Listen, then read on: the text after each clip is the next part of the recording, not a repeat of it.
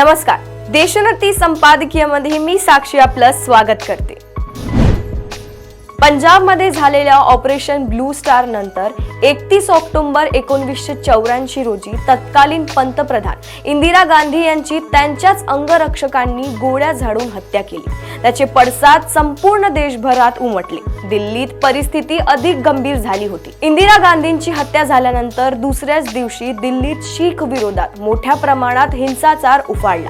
या हिंसाचारात शीख समाजातील लोक आणि त्यांच्या मालमत्तेला लक्ष्य करण्यात आले होते। दिल्लीत मोठ्या प्रमाणावर शीखांचे हत्याकांड करण्यात आले। त्यावेळी या दंगलीत पुढे राहून नेतृत्व करणाऱ्यांमध्ये सज्जन कुमार आणि जगदीश टायटलर यांची नावे प्रकर्षाने घेतली जात होती। शीख समुदायाचा या दोन नेत्यांवर विशेष रोष होता।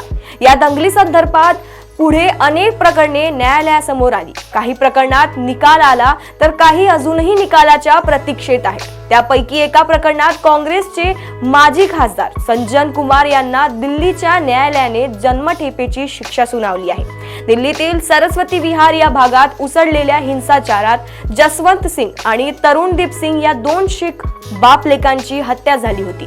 या प्रकरणी पीडितांच्या पत्नी आणि आईच्या तक्रारीवरून पोलिसांनी गुन्हा दाखल केला होता। सज्जन कुमार यांनीच हिंसक जमावाचे नेतृत्व केल्याचा आरोप पीडितेच्या पत्नीने केला होता। प्रदीर्घ काळ चाललेल्या या प्रकरणाचा निकाल 12 फेब्रुवारीला देण्यात आला। त्यात सज्जन कुमार यांना दोषी ठरवण्यात आले होते। मंगळवारी या प्रकरणात दोषी ठरवण्यात आलेल्या सज्जन कुमार यांना जन्मठेपेची शिक्षा सुनावण्यात आली। सज्जन कुमार 3 वेळा काँग्रेसचे खासदार म्हणून दिल्लीतून निवडून आले होते। सज्जन कुमार संजय गांधींचे निकटवर्तीय मानले जात होते। सज्जन कुमार यांच्यावर गंभीर आरोप असतानाही काँग्रेसने त्यांना 1999 आणि नंतर 2004 मध्ये उमेदवारी दिली होती आणि दोन्ही वेळा ते मोठ्या मताधिक्याने दिल्लीतून विजयी झाले होते। अशाच राजकीय घडामोडी व अपडेट सोबत पुन्हा भेटूया देशोन्नती संपादकीयमध्ये। बघत रहा देशोन्नती। नमस्कार।